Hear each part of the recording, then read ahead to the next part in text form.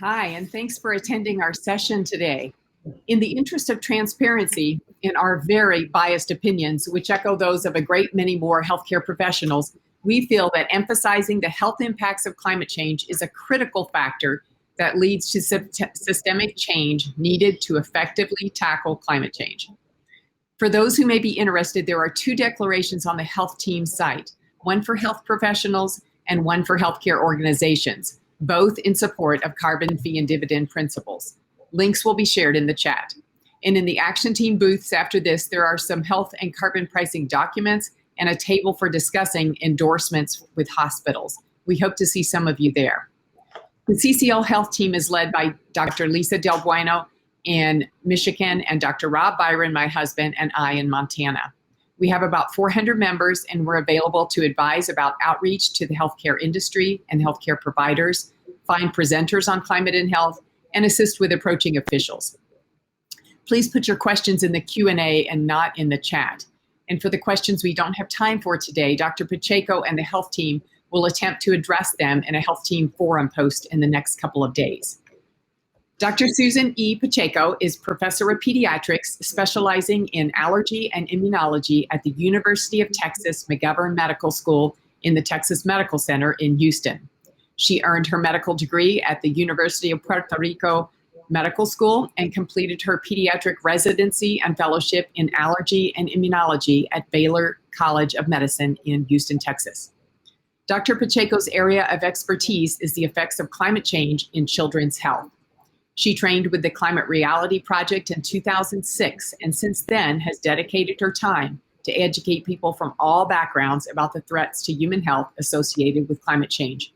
She served on the American Academy of Pediatrics Executive Committee for the Council on Environmental Health and Climate Change, and she's currently a member of the Environmental Exposures and Respiratory Health Committee with the American Academy of Allergy, Asthma and Immunology.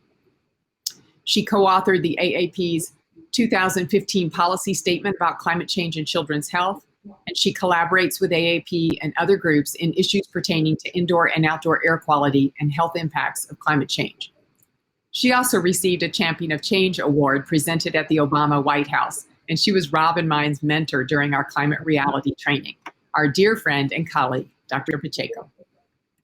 Thank you so much, Lori. I don't know. Thank you so much, Lori, and it's been a pleasure. It is a pleasure to be here. I will share today my perspective. We have 30 minutes to talk about what climate change is and why the healthcare sector supports the carbon pricing. I was going to have a brief presentation, but we had some technical difficulties before. I don't know if we have resolved those, and we can share my presentation. Hi, Susan. Would you mind checking your email very quickly to give me permission to the document you shared with me? Send you the email again? In your email, you should have a request to give me permission to the PDF of your slides, and then we'll be able to get them up very quickly. I apologize for this, but Lori, if you want, while this happens, we can talk briefly about this. Do you want to tell us how you got into this climate change crusade? Yes, actually, that is a very good question. I am so sorry. I just sent the file again. So that's a very good question. And my journey with climate change started in 2006. I took my kids to see The Inconvenient Truth, documentary The Inconvenient Truth. And that was a life-changing experience. It was an aha moment. It was an epiphany because I told myself, how come I consider myself a good pediatrician, a caring person, and I have not paid attention to climate change and to the climate crisis. So it was a new beginning for me. My kids tease me now. I said, Mom, you run with the ball and you don't want to share it. Again, because it is so important. That's what I try to dedicate my time when I am not seeing patients in the clinic. I wanted to give a background, a graphical background of what is climate change and health, how the correlation and actually the numbers of people that are affected, because that is the importance that we want to bring to the equation.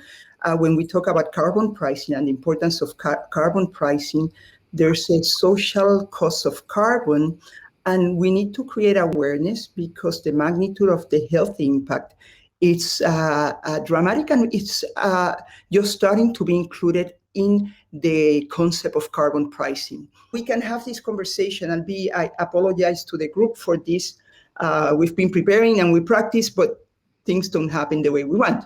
But anyway, what I had in my slides are two things. Number one, what does climate change does in the context of health? How our people are affected? And I started talking about health in general, but of course I am a pediatrician, so that's what I talk about for the most part. What many of us are not aware of is that the damage inflicted by all the changes that are brought to us by the climate crisis start before kids are born and start in utero, and it's very concerning because most of us are not aware that babies are not protected, even when before they're born. So the exposure, we have seen now that the exposure to air pollution and heat, those are the ones that we know the most about. And also a maternal stress can affect the babies in many ways, including we see an increase in the number of premature children. We see an increase of number of kids that are very low birth weight. We see that we can have neurodevelopmental conditions when the mothers are exposed, and even malignancy. So that's one of the things that I've been bringing to the attention of the audiences have been reaching out lately. The second step is that at the pediatric level, kids are affected in many ways. And, when we think about climate change and children, we think about asthma and allergies. But I make the point in my slide presentation to say that, bring to our attention that climate change, not only to children, but to adults, brings what I call multisystemic damage. Every single body organ is affected. And the problem with children, different than people like Lori and myself and many people in the audience, is that kids are exposed all their life during their development. We came to this crisis as older individuals, but kids are being exposed in their formative years, so it's really affecting their physical and their mental development, and that's very sobering. Correct. Do you want to talk about the issues in Mexico City? Shoot. That called your attention. Yeah. Yes, and I say, and I had this data in one of the slides, and it's one of the few things that keeps me up at night, soul searching and trying to figure out how we can get this message to people. But there's a doctor called, last names are Calceron Garcidueñas, and she noticed in the 80s, 90s that there were some dogs that were demented, and they did not recognize, they had neurological problems, they did not recognize their owners. Fast forward, long story short, when she looked at the brains of those dogs, there were changes. It seems like the changes that she was observing were caused by air pollution. So she did the similar studies in children. And again, long story short, we know that air pollution causes inflammation of the brain. We know that and that is seen in mega cities. These studies were done in Mexico City, but of course they applied to these mega cities where kids have grown immersed in air pollution. So there's a lot of inflammation. There are changes. These kids have difficulty learning. These kids have less number of cells. And what is more alarming is that there are changes that we see in pre-Parkinson's and pre-Alzheimer's.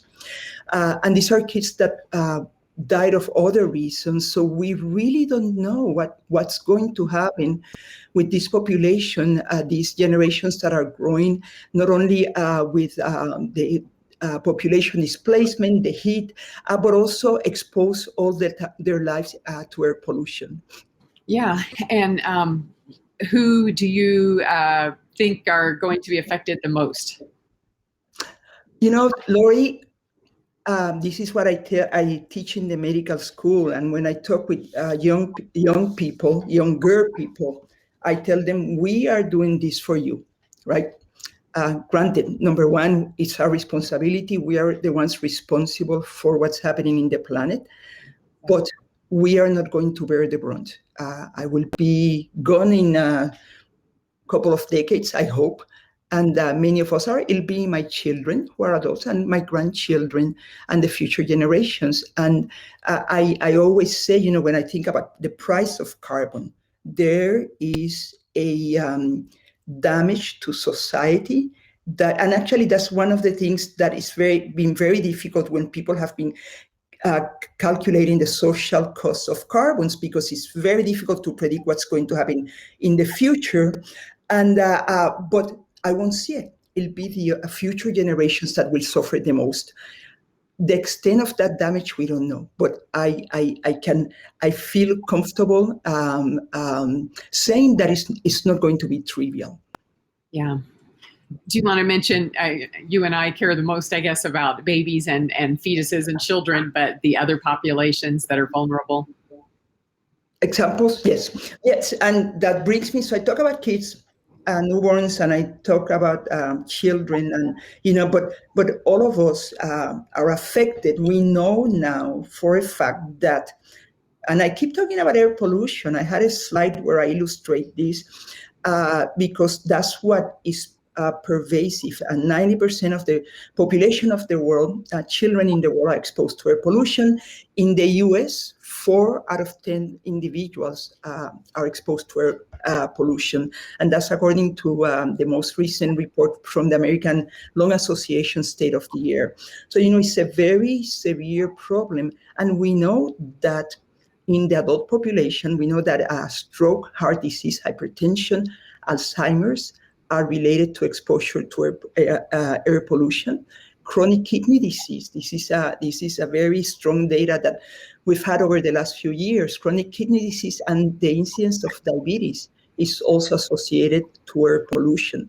So, all of us are affected, and there's very clear data and very clear numbers where it is stated how many lives and how many dollars we could save if we had minor interventions at the level of carbon exposure. So that's why it's so important. This concept of carbon pricing is so important. So, Susan, do you support carbon pricing?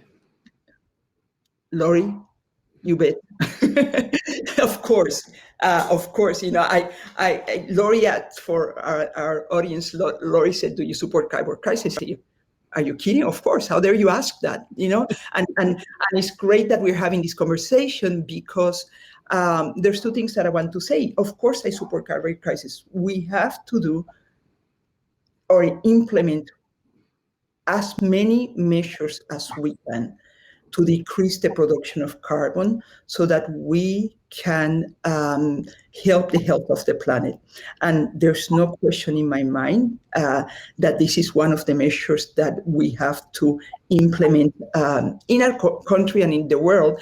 And I'm sure that the audience knows here better than I do that there's states and countries around the world that are already doing that.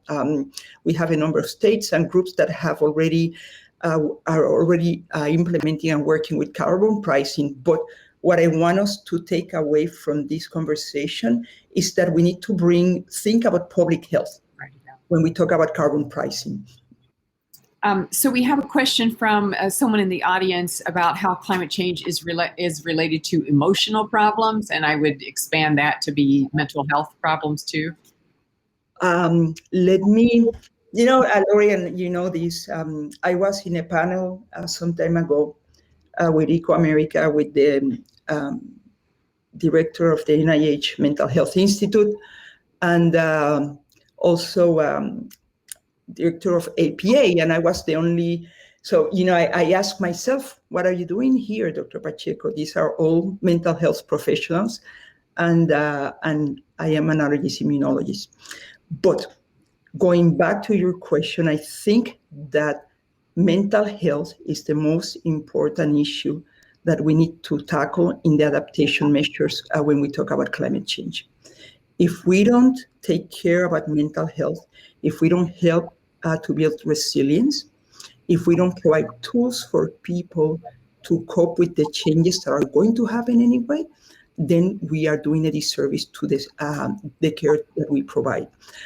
There's very clear data that, and we've seen this in the natural disasters that we have, PTSD, depression, in children, in the population, emotional stress can have an impact in human development, so that also counts. We see also that even early exposure to maternal stress, let's say, can have an impact in the adult life, in the context of development of mood disorders like depression. So it's a very important issue to tackle.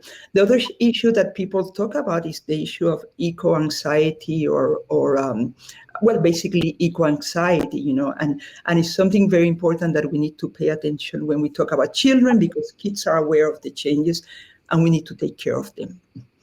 With all the climate disasters that have happened in Texas in the last few years, have you found your patients being impacted? Yes, absolutely. Lori, you're hitting a nerve, a nerve in my heart. Not only in Texas, but in Puerto Rico. I'm from Puerto Rico. But I'll tell you what I saw in my practice. I have a university practice right after Harvey. Anxiety. I don't want to go to school. The kids wanting to sleep with their parents. They didn't want to be alone, and that happens. And this is, this is the way it happens. We've seen the same kids that are exposed to the forest fires in California. Those that are directly involved and directly affected are the ones that are going to suffer the most. And, this was a complaint, concern after concern after concern, mother after mother after mother is, Dr. Pacheco, what do I do? And what do I do? And what is sometimes even more difficult is when I get the kids saying, is this going to the adolescents? Kids know that there's something wrong. When the adolescents ask me, well, is this going to get better? And the answer is no. But what I tell them that is there's people like me, like Lori, and all of us that are in this meeting today, there's people that are working very hard to make sure that we leave them a better world. Because if we don't project hope, then we're losing our battle. So I seem very somber, but I'm also very optimistic that this is going to get better.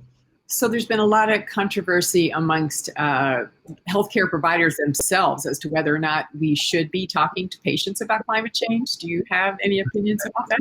Yes, and it's something that I encounter all the time. We have to be careful, right? Because we need to make sure that we remain inclusive. We don't have to talk. I talk to my patients about climate change in the context of air quality and in the context of heat exposure. And because that's what I encounter here. That's another problem that I see in my practice is that summer comes when we have a heat index of 100, 105, 110, there's no way the kids are going to go outside. So I bring that to the conversation in that context. Parents monitor air quality index because that triggers asthma. And you'll be surprised how many parents I have that monitor air quality index. So I bring it in that context, and I talk about the importance of cutting air pollution. Now, I have to say that I have an urban practice, I say. So a lot of my patients are disadvantaged populations, and they're very aware. They are very aware that their kids are being affected in a disproportionate way because of air quality and air pollution. So I bring that whenever I have a chance. And if the parents are more open, I go full force. Great. Someone asked in the chat, would you recommend reaching out to people's personal doctors or to the doctors that they know? Someone noted that they tried it at an appointment and the doctor didn't want to discuss it. Well, you bet, right? We have to get doctors involved. We've made, climate change came to health came to the climate conversation not long ago. I don't think it's been more than a decade. or maybe a bit more. So there are many doctors that are not on board. There's many health professionals that are not on board, but patients are very powerful. So I encourage all the patients, and actually sometimes I'm a subspecialist, so I tell my patients, talk to your pediatrician, and I try to empower them to talk with their physicians, and because we are accountable. And if we're not educated, we have to be educated about the climate crisis. So you bet we need to put pressure in the healthcare professionals because they need to be equipped to take care of the populations they're taking care of. That's great. Yeah, I agree too. Cheryl Clark asked if the particulate matter was specifically from pollution. I think she meant from air pollution that affects children's brains. Yes, we've seen data for mainly a lot of the studies that are out are with PM 2.5. It's very interesting because particulate matter goes through your airways, and what happens? It can go, you inhale through your lungs, and you have widespread inflammation, or the inflammatory process in the nodes directly affects the brain. And that's just very early data, but we think that that is the way that this is happening. So most of the information that we have is with PM 2.5 in that respect. Okay. There are some questions, and we're not addressing them because that's not Susan's expertise in regards to the healthcare costs associated with climate change. And also there's some questions about outreach to health professionals, and I think that's best answered really in our action team booth and table. Do you want to note though, even though we don't have many groups that have endorsed specifically carbon pricing, although the Academy of Pediatrics actually is in support of carbon fee a dividend, and they have written that in statements before. Do you want to address the issue with at least with national medical organizations and their support for climate action? Well, actually, I think that is the duty of each one of us to support any measure that will help implement carbon pricing or the carbon tax or the carbon cap. We have to do it, and again, I think I'm optimistic because people are joining our forces, and there's increased awareness. So we're bringing this conversation to the table. For the people on the call, I mean, the vast majority, if not all, of the major medical organizations that speak out on societal issues have made pretty strong statements that climate change is a big issue that needs to be addressed. And that is happening more in states. So with for example, the Academy of Pediatrics, there's now 13 states that have their own state level commitment to climate action, even though it's not commitment to a specific bill. Yeah, I think that we're making progress. Someone asked that climate change will change the habitat of parasites, vectors, and hosts. How will this affect zoonoses and pandemics in the future?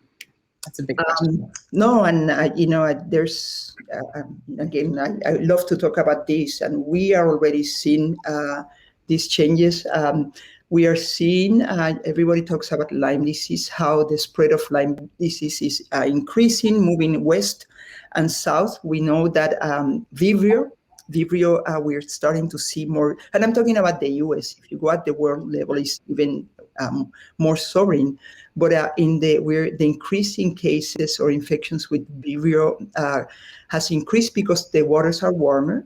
We're seeing fungal infections in the rise because of the storms.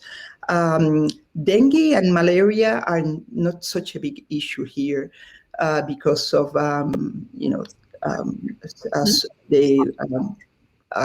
social public health measures, but we're definitely seeing increasing infections. The other thing that I want to mention briefly is that it seems like the number of airway infections, and I have that in my slides, is also affected by air pollution. So upper airway infections, pneumonia, ear infections increase in children that are exposed to air pollution. So we definitely are going to continue seeing this.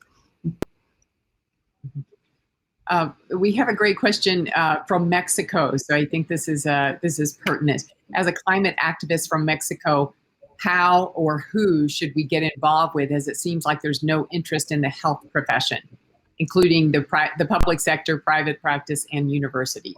Where should we apply the pressure? Well, to my colleagues in Mexico, I'll tell you, like I mentioned a few minutes before, health was not an issue, was not in the climate conversation until a bit more than a decade ago. And that's why one of the reasons why we do it. And I've seen the movement in 2013. 2013, I remember because I was in the White House with some other people also involved in health, and we didn't have much. And one of my colleagues, Linda Rudolph, started this group, and then another person started this group, and we have individuals like Lori, Dr. Byron from the that has organized and is organizing people at the academy state level. So it just takes one of us to say we have to do it, and then the numbers will increase. So we have the power because it's not going to be established, but we have the power to do that. And it's basically grassroots.